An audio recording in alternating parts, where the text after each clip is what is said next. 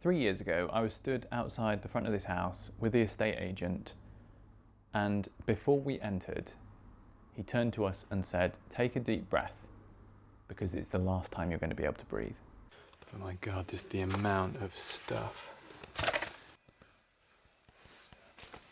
Look, there is.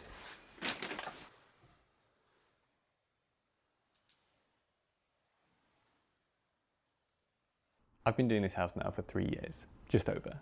It was supposed to be a 12-month project, and I just don't know where that number came from. It didn't seem like there needed to be that much doing, and in my head, as a naive first-time buyer, it just seemed like it would be easy. Like you could just take out the original stuff and drop in some new things really quick. What actually happened was I took everything back to the brick completely. I removed a lot of the floors, and I've had it fully rewired and replumbed, all new central heating system, new boiler. Those are the things which facilitated me being able to move in. And so they were really important, and they will be really important once the house is finished.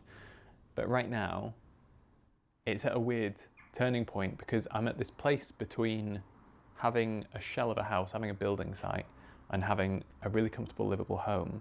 And that difference is now only a sheet of plasterboard. So it has been this unimaginably large mountain of work that I've been needing to do for the last 3 years. And now, putting up my battens to plasterboard, I've got like one thing until it's a home. And it's crazy, like that turnaround is crazy. I think this is probably an experience which is shared by a lot of DIYers and maybe not talked about, because obviously when you watch people's YouTube videos and their montages of their finished renovations, there is a lot that happens after the plasterboard. And they're going to skip a lot of the stuff that happens before because it's not interesting or flashy. But the reality is, when you're doing a really intensive, thorough renovation like I am now, the reality is that you're going to be doing a lot of hidden work. Starting at the bottom of the house, you're going to have to excuse the mess. This is a working house. So right now we're in the dining room, and we can see that we've got stud work across the front here for thermal insulation, 2 new front windows, sliding sashes with a stone mullion, so this now suits the whole row. They all look the same. So this is going to be the kitchen, and we can see all of our underfloor heating system running through. So there's an entire new subfloor underneath this that I built. Then the underfloor heating is run on top of that, and you can see there's sort of a low profile pipe. The manifold is in that corner. And then yeah, just added all of these studs so that I can insulate properly. I want to just make sure this house is nicely insulated. Ceilings are waiting to go up. That's what all of this battening is for cross battening these ceilings. Here we go, this is the dining room, and in the 1-year review, this was a stone wall here, or a brick wall I should say, but it was not supporting anything, so I removed it and I've built a stud with a much larger opening here, just to give me a little bit of clarity into these spaces. And I will be building an interesting sort of glass and metal door to fit in that. Coming into the kitchen, this was originally the green room, and it's going to have a horseshoe of counters running around it here, butting up to that wall. And that's basically it. So simple plan. This one's really not changed since I originally thought of it, but between this room and the dining room with this opening that was done in the first year, I think it's going to be a really lovely space, especially with the underfloor heating. Just keeps everything so much clearer.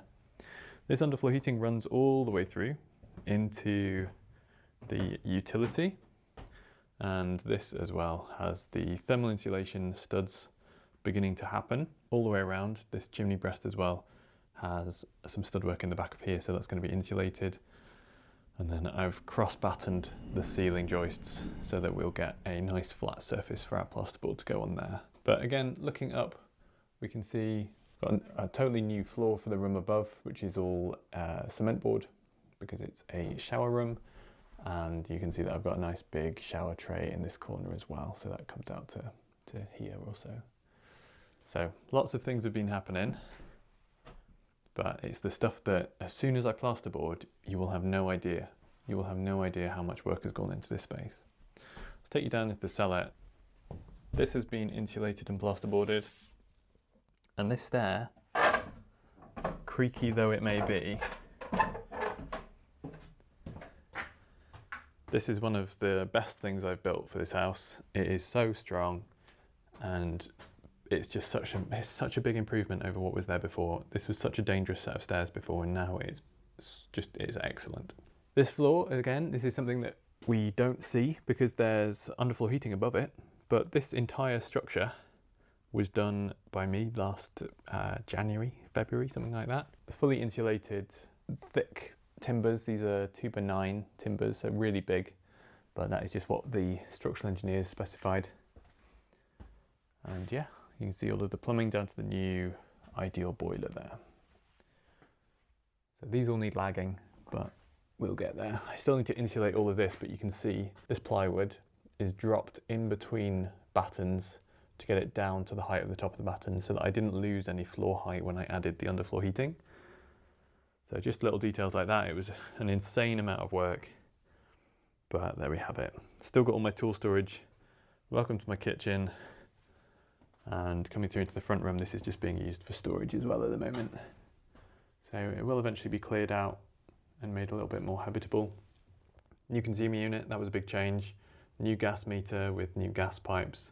The lead water pipes were replaced with proper plastic to a water meter and then copper internally. Let's take you outside as well.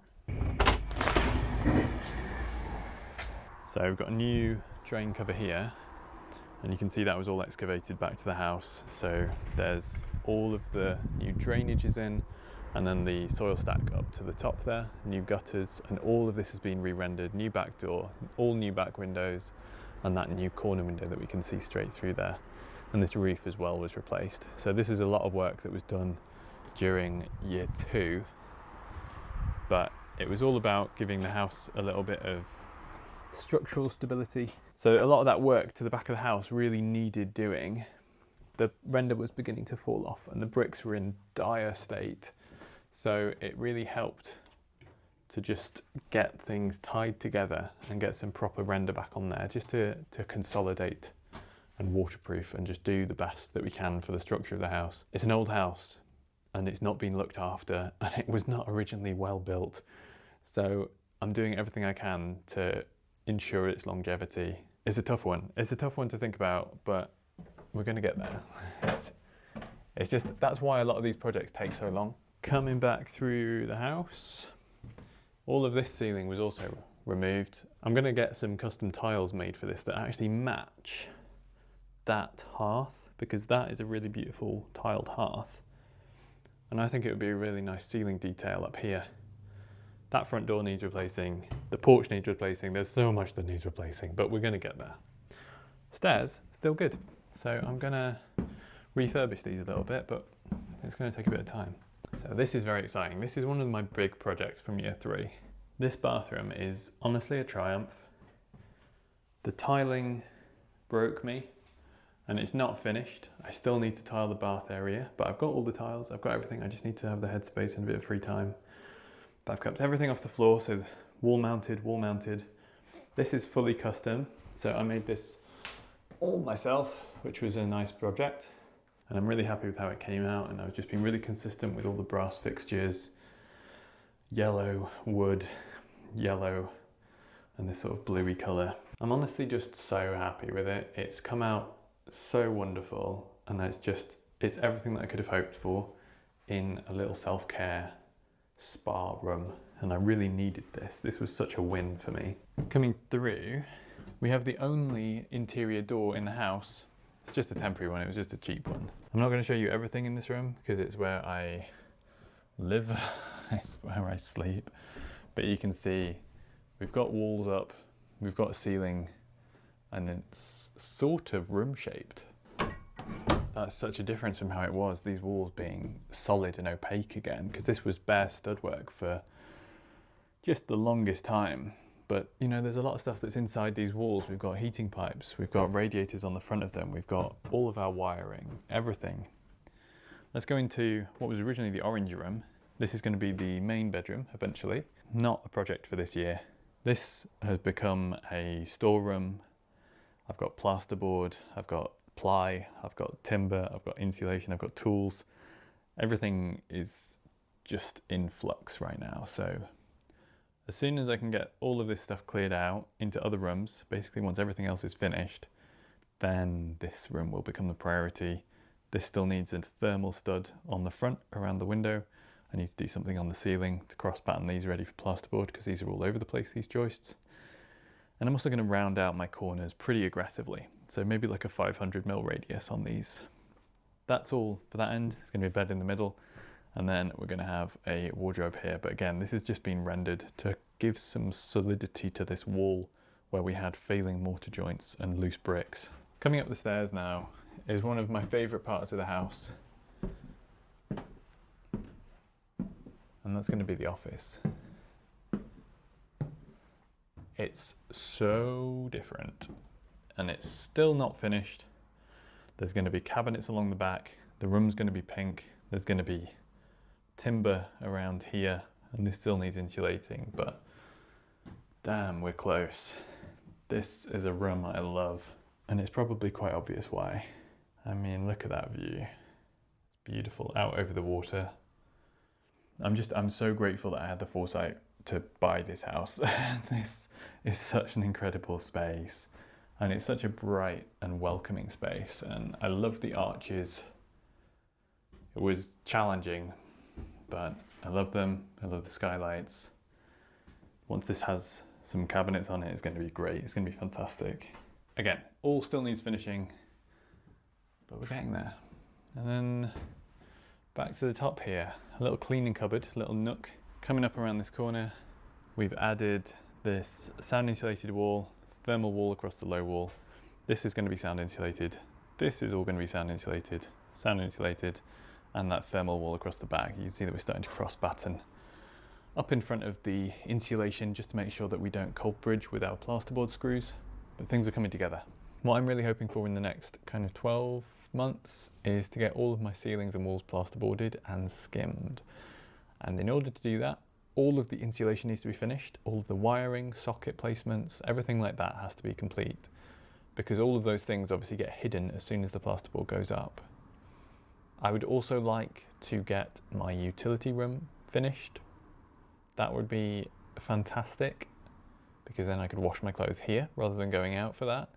And I would also really love to get the underfloor heating insulated underneath. I've got all of that cold air in the cellar and I want it to stay in the cellar. So if I can get those things done, I would consider this year very successful. If, as a stretch goal, I could have a new porch and get the groundworks finished, because I need some groundworks front and back doing to help tip water away from the house, that would also be excellent. And if I could fix the chimney, God, there's a lot I still want to do, and it's probably not all going to happen in 2026. As I look back on the last 3 years, I think I see two main things.